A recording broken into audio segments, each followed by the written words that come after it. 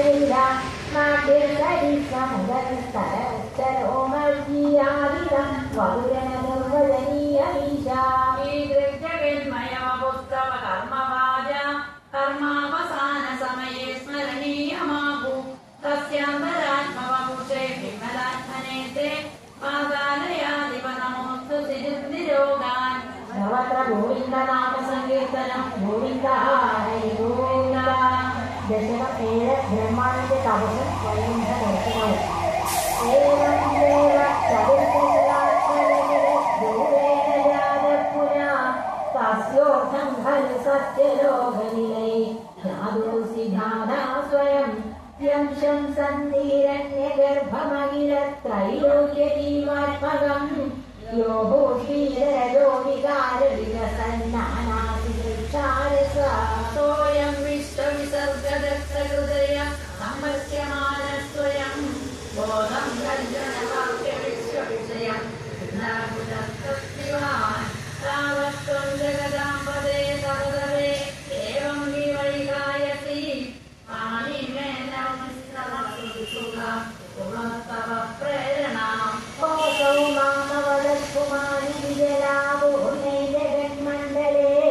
विद्युद्दीक्षविमध्यनीतिदवदा वाक्यार्थविपश्यदा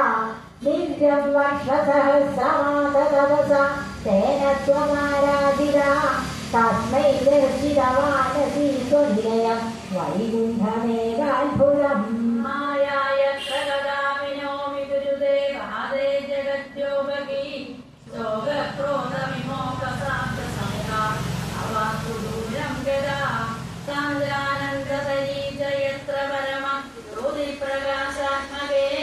तत्ते धाममिवामिदं विजयते हरिकुण्डरूपं विभो यस्मिन्नाम चतुर्भुजा हरिमणि श्यामावदत्तदिशो नानाभूषणरत्नदीपितदिशो राजद्विमानालया भक्तिप्राप्ततथा विभोन्नतपदा दिव्यन्ति दिव्याजना तत्ते धाम निरस्तसर्वशमलं वैकुण्ठरूपं जये नानादिव्यवधूजनैरभिवृता विद्युल्लता तुल्यता विश्वोन्मादनकृत्यगात्रलतया विद्योजनशान्तया तत्पादाम्बुजसौरभगिककुतुकात् लक्ष्मी स्वयं गच्छते यस्मिन् विस्मयनीयदिव्यविभव तत्ते पदं देहि मे तत्रैवं प्रदिदर्शिते निजवये रत्नासनध्यासिना भासकोटिरसत्किरीटगणना आकल्पविप्राकृति श्रीवत्साङ्गिनमातरौतुवाणि छायारुणं कारणं विशेषान्तवरूपमैच्छदविधि तत्ते विभो भातु मे कालाम्बोधगलाय कोमलरुचि चक्रेण चक्रं दिशा आवृण्वानमुदारप्रसन्नालयं राजत्कम्बुगदादिपङ्कजदज श्रीमत्पूजामण्डलं चक्षुष्टिरजं वरुस्तव विभो योगमुद्वासयेत् दृष्ट्वा सम्भ्रमसम्भृतमलभो त्वत्पादपादोरिवे हर्षावेशवशं वदोमि भजिता प्रीत्या क्रियासीभवन्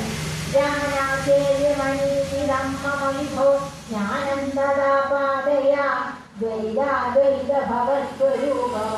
द्वैताद्वैतभवस्वरूपवरमित्यादत्तदं स्वाहृदे नागाम्रेतरणे विरम्भ्रादतम् हस्तेन हस्ते स्पृशन् बोधस्तेव विधानतर्कविधिः बन्धोः संजायते